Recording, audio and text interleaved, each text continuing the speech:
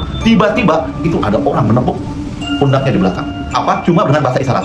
Jadi Al-Qur'annya diserahin aja, langsung gini. Jadi seperti ini ya, diserahin langsung menepuk lagi pundaknya. Dan setelah menepuk, nengok ke belakang, dan orang itu lagi dia meminta Al-Qur'an itu. Yang tadi siapa ya? Nah, dia kaget, kenapa bisa terjadi seperti itu? Tiap harinya dia selalu melantunkan, membaca. Ada terbersih hati ingin baca Al-Quran, tentu ada yang ngasih. Ternyata di amalannya seperti itu. Assalamualaikum warahmatullahi wabarakatuh. Jumpa lagi dengan Sultan Misteri. Oke, di sini saya akan membahas mengenai keajaiban yang terjadi pada saat pelaksanaan ibadah haji. Jelasnya waktu pas dia umroh. Jadi sebelum haji dia melaksanakan umroh. Oke, ini cerita dari inisial AR ya. Ini terjadi pada tahun 2005 dan ini real terjadi. Kejadian seperti apa? Kita masuk ke kronologinya. Oke, kejadian seperti ini ya. Pada saat itu dia langsung 2005 itu dia berangkat haji dengan teman-temannya dan saudara-saudaranya. Dan alhamdulillah waktu itu berangkat haji sangat cepat ya. Waktu itu juga dia langsung sampai di Jeddah, dia langsung melaksanakan umroh. Waktu pas melaksanakan umroh, dia melaksanakan apa?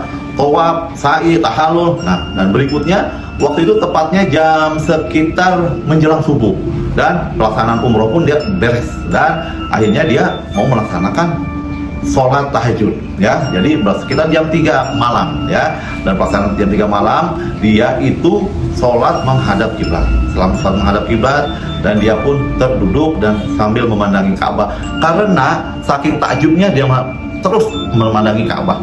Oke, dengan memandangi Ka'bah terus akhirnya dia terbersih dalam hatinya pingin membaca Al-Quran.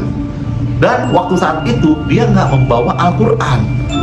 Nah, waktu dengan terbersihnya seperti itu, dengan jarak sekitar 1 menit kurang, tiba-tiba itu ada orang menepuk pundaknya di belakang. Apa? Cuma dengan bahasa isyarat. Jadi Al-Qur'annya diserahin aja, langsung gini. Jadi seperti ini ya, diserahin langsung. Nah, dan akhirnya dia pun terima Al-Quran itu. Setelah terima, dia belum paham ya, dia terima aja gitu. Jadi cuma alhamdulillah nih ada yang ngasih Al-Quran gitu kan. Setelah itu dia baca tuh Al-Quran. Setelah membaca Al-Quran, langsung ini ya, mulai ada persiapan untuk melaksanakan sholat subuh. Nah, untuk melaksanakan sholat subuh itu tiba-tiba orang itu menepuk di belakang, menepuk lagi pundaknya. Dan setelah menepuk, nengok ke belakang, dan orang itu lagi dia meminta Al-Quran itu.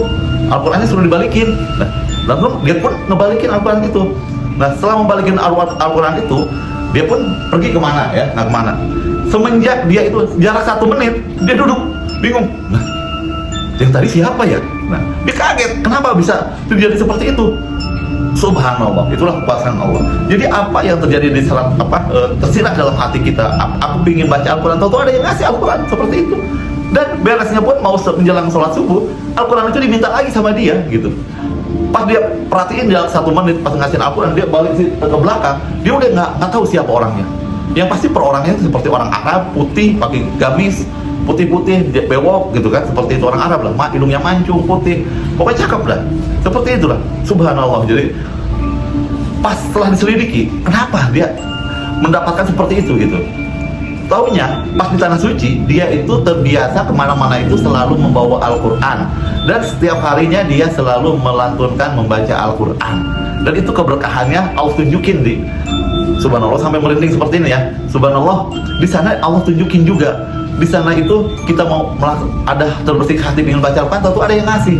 Ternyata di amalannya seperti itu. Di tanah airnya kemana-mana dia selalu membawa Al-Quran, dan siap sholatnya dia selalu membaca Al-Quran.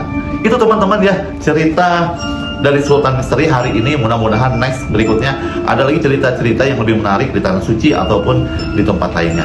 Oke, itu saja, mudah-mudahan bermanfaat, menjadikan motivasi buat kita untuk lebih hidup lebih baik dan lebih bermanfaat lagi untuk beribadah kepada Allah Subhanahu wa taala. Oke, terima kasih. Wassalamualaikum warahmatullahi wabarakatuh. Selamat malam dan sukses selalu.